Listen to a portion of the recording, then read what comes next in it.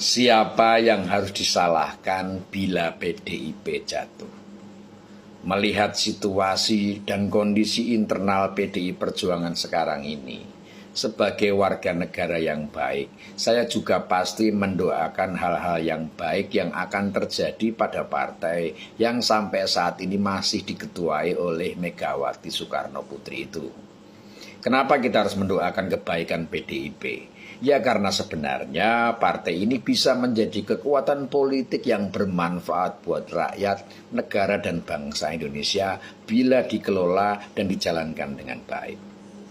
PDIP secara teori memiliki tujuan dan ideologi yang cukup baik dan pro rakyat. Tapi kalau itu bertahan menjadi teori saja ya tidak ada manfaatnya. Tapi kalau kita mau berhusnuzon, setidaknya PDIP punya teori dan gagasan seperti itu. Karena banyak juga partai yang secara kasat mata tujuan utamanya hanya menjadi kendaraan politisi untuk mendapatkan posisi dan jabatan yang menguntungkan diri sendiri dan bukan berorientasi pada rakyat banyak. Itulah positifnya PDI Perjuangan.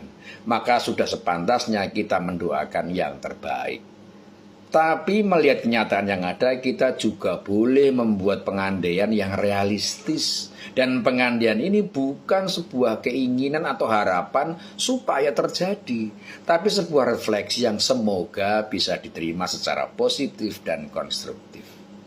Kita mengandaikan kalau akhirnya PDI Perjuangan jatuh dan tidak bisa lagi mempertahankan eksistensi dan menjalankan fungsinya, kira-kira siapa yang pantas untuk disalahkan?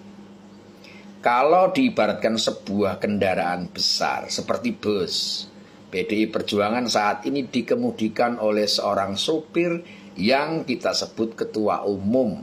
Jadi sopirnya PDI Perjuangan itu adalah Bu Mega. Mari kita membuat kajian yang objektif, adil, dan sederhana mengenai pengandaian ini. Seorang supir bus harus punya kecakapan dan pengalaman untuk membawa bus melaju dengan stabil, cepat, dan tepat menuju ke tujuannya.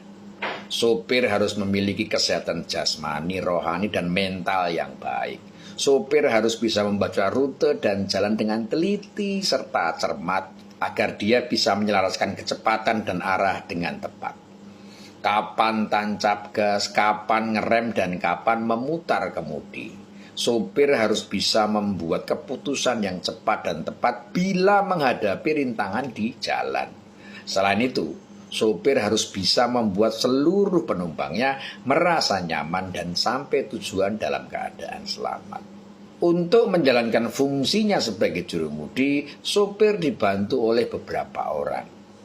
Kenek atau navigator adalah orang yang membantu sopir mengarahkan pemilihan jalan dan rute yang tepat, memberitahukan berbagai kendala, halangan, atau situasi trafik yang akan dihadapi. Kenek atau navigator harus amanah dalam menjalankan peran dan fungsinya, jujur dan cerdas memberikan informasi dan masukan yang diperlukan. Tidak boleh manipulatif apalagi memalsukan informasi. Dan jangan salah kaprah. Fungsi kenek atau navigator itu memberi informasi, bukan entertainer yang tugasnya menghibur atau menyenangkan sopir. Jangan hanya karena supaya tetap ingin bisa dipercaya, si kenek malah kebanyakan menjilat atau memuji-muji sopir dan lupa memberi informasi yang akurat, atau malah memanipulasi informasi hanya karena ingin menyenangkan sang sopir. Kenek seperti ini bukan hanya tidak becus kerja, tapi juga membahayakan keselamatan bus yang ditumpanginya. Selain kenek atau navigator, ada juga peran seorang mekanik yang bertanggung jawab atas kesempurnaan fungsi mesin dan aneka instrumen yang ada di dalam bus.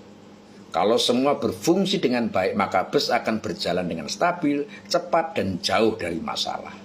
Setiap kerusakan atau malfunction harus disampaikan dengan jujur agar bisa segera diatasi.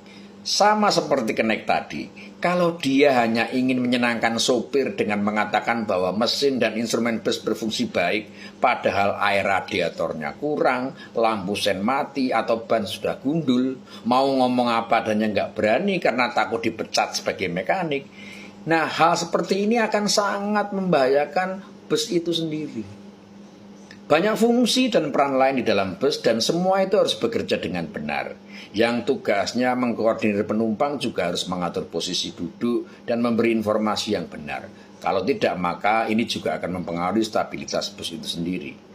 Tapi selain mereka yang ada di dalam bus, ada juga para penggembira alias supporter yang punya andil mempengaruhi laju bus itu. Mereka naik mobil kecil yang mengiringi bus dan tidak punya relasi atau kepentingan langsung selain pamrih supaya bus itu melaju seperti harapan dan keinginan mereka. Kalau dianggap lambat, mereka akan teriak supaya busnya tancap gas. Atau ketika terlalu kencang, mereka akan teriak supaya busnya ngerem. Kalau terlalu ke kiri, mereka minta dibelokin ke kanan dan sebaliknya. Yang jelas mereka tidak di dalam bus tapi heboh teriak-teriak mengikuti jalannya bus. Kembali pada peran sopir tadi. Energi dan staminanya menjadi salah satu faktor penting. Sopir nggak boleh ngantuk, sopir nggak boleh bawa kendaraan terlalu pelan atau juga terlalu cepat. Sopir juga tidak boleh seenaknya memainkan kemudi yang bisa membuat bus berjalan zigzag. Selain itu, harus mampu mencerna dan menerima semua informasi dan masukan dengan baik. Nah, sekarang kalau kita melihat bus itu keluar jalur, menabrak pembatas jalan dan masuk ke dalam jurang, seperti pengandaian kita tadi itu, kira-kira itu salah siapa? Nah, dengan semua analogi itu, kalau amit-amit PDI Perjuangan jatuh, kira-kira siapa yang harus disalahkan? Dengan melihat situasi yang ada saat ini, silahkan Anda perkirakan sendiri siapa yang harus bertanggung jawab. Semoga bermanfaat. Rahayu.